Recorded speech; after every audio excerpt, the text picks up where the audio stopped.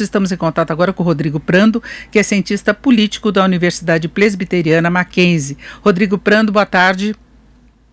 Boa tarde, Denise. Um prazer estar aqui contigo novamente. Bom, CPI sempre tem uma conotação política, né? Nesta, o governo se sentiu atingido até pela instalação, pela forma, questionou o Supremo, questionou a relatoria de Renan Calheiros e talvez manche um pouco esse processo todo, não é? Pelo histórico de Renan Calheiros, eu estava falando até da questão da tropa de choque, mas tem mais os processos recentes dele, investigações e tudo mais, a questão dele ser pai de um dos governadores. Eu queria saber como é que, na sua avaliação, pode ser o encaminhamento dessa CPI, não só do ponto de vista político, claro, mas o que se espera em termos de reorganização das ações do país contra a pandemia. Bom, vamos começar pelo Renan Calheiros, né? Bem lembrado que ele foi realmente da tropa de choque de Fernando Collor, lá nos idos, né, da década de 90, por conta do impeachment, né? Que inclusive também começou com uma CPI, vale ressaltar, né? Lembrar isso. Um amigo, um colega jurista e conhecedor da política, Denise, trouxe uma frase que eu até usei no artigo ontem, dizendo que o Renan é daqueles poucos que conseguem fazer a maldade com carinho. E o que ele queria dizer é que no universo da política, o Renan conhece muito bem o regimento, tem um trânsito enorme entre os políticos e ele está naquele ambiente muito confortavelmente como relator da CPI. A cada ação do governo Bolsonaro para tentar impedir ou tentar atacar o Renan, vai dando mais força e provavelmente irritando mais o senador. Então, assim, no fundo, a situação do governo dentro da CPI já na largada, por aqueles que são declarados, apenas 2 são governistas declarados, a CPI ela já começa com uma desvantagem para o governo. Todo mundo tem dito, e isso se escreveu, os cronistas, né, da cena política de Brasília, do Planalto, seus colegas jornalistas sempre dizem uma coisa que é interessante. Todo mundo sabe como começa uma CPI, não sabe como termina. Especialmente porque, tirando o fato de nós termos o relatório final, que será, ao que tudo indica, escrito, produzido pelo Renan Calheiros, o grande foco da CPI são os depoimentos. Então, aqueles depoentes que são levados para um ambiente de pressão, de indagação, de alta exposição, na frente de políticos com experiência, esses depoimentos podem se tornar explosivos, podem ser peças explosivas. E ali não tem nenhum político, na CPI não tem nenhum senador que não tenha experiência e que não seja capaz de criar uma situação que, obviamente, se caracterize em algo muito ruim, tanto para o depoente quanto para o governo, o principal foco da CPI.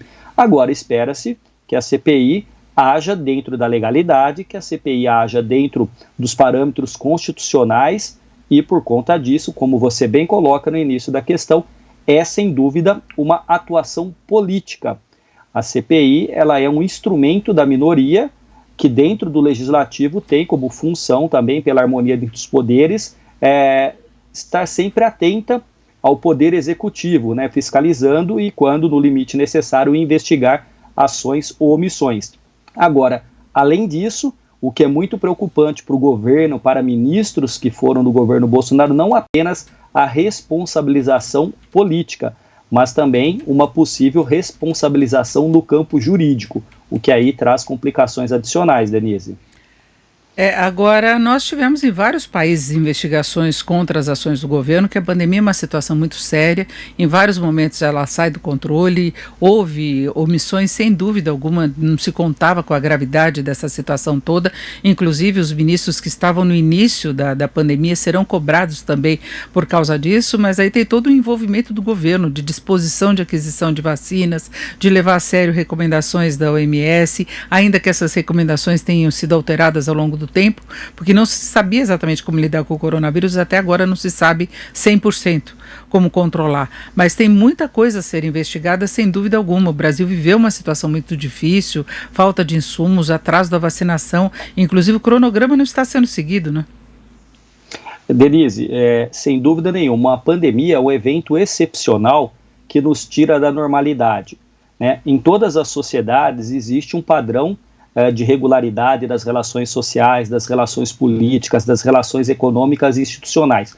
Uma pandemia, pela sua dimensão global e pela ferocidade e agressividade do vírus, sem dúvida nenhuma, que ela nos tira da normalidade e nos coloca em situações limites. A grande questão, e isso será investigado, é o fato das lideranças políticas no nível federal, nos estados e nos municípios terem, de uma determinada maneira, seguido orientações e protocolos das organizações de saúde, dos cientistas e dos médicos. Claro, essas recomendações ao longo do tempo foram mudando, porque, como você bem coloca, existe uma curva de aprendizado. Então, a mortalidade, por exemplo, numa UTI, nos primeiros meses da pandemia e hoje, elas são diferentes, né? Porque a equipe de intensivistas aprendeu muita coisa. Agora, o governo, os políticos também têm que aprender, eles têm que estar abertos ao diálogo, a escutar os especialistas. E, obviamente, que nisso que você coloca, a questão das vacinas,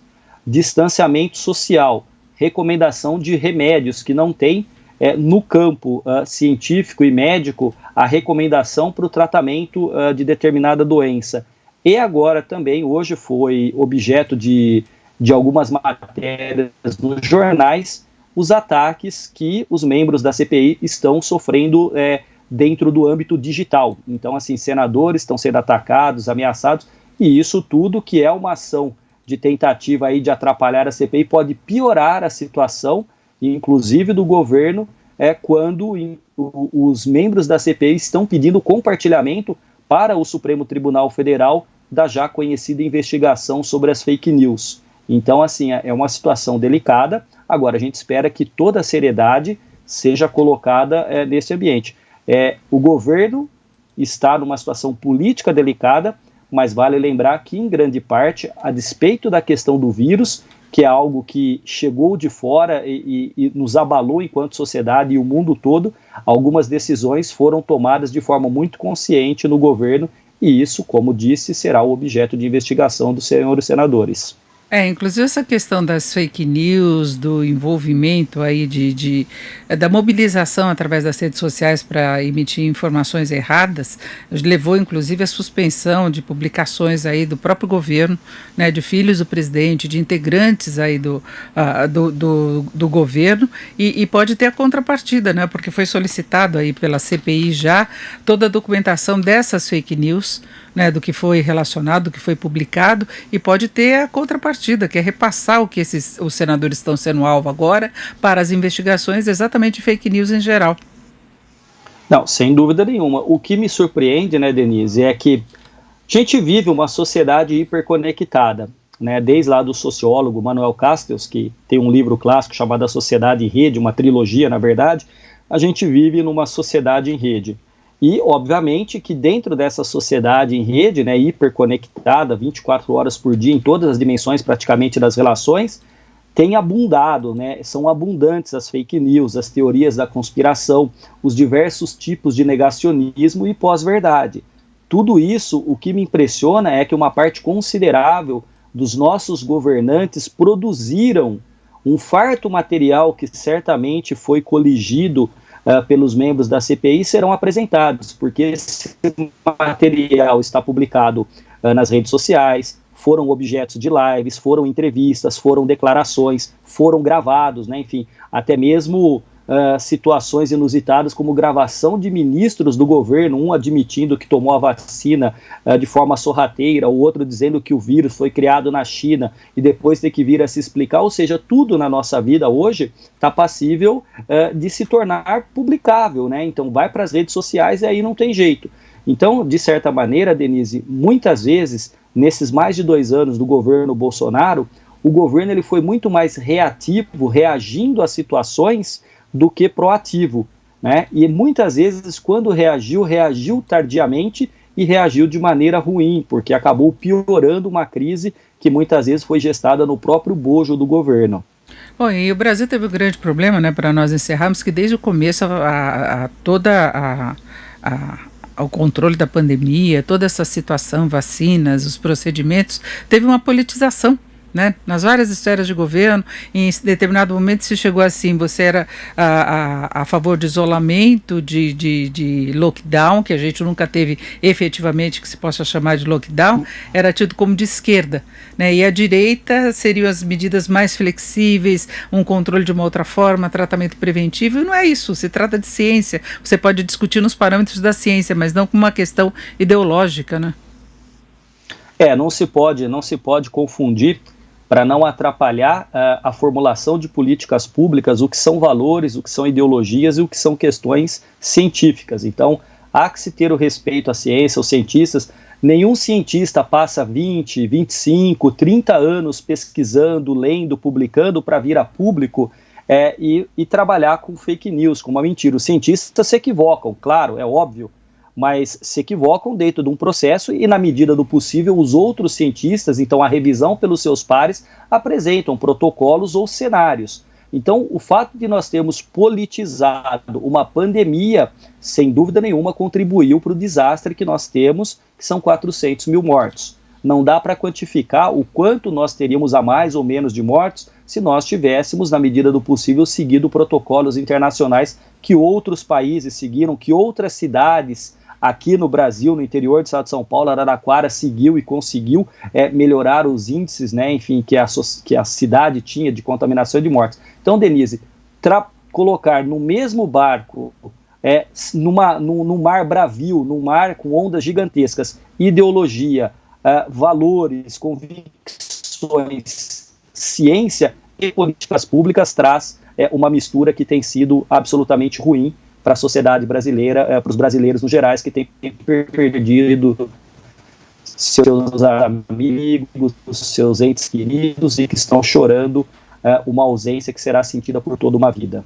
Estamos tendo um problema técnico aí, mas já estamos chegando aí no final mesmo da nossa conversa com Rodrigo Prando, que é cientista político da Universidade Presbiteriana Mackenzie. Rodrigo Prando, muito obrigado, uma boa tarde.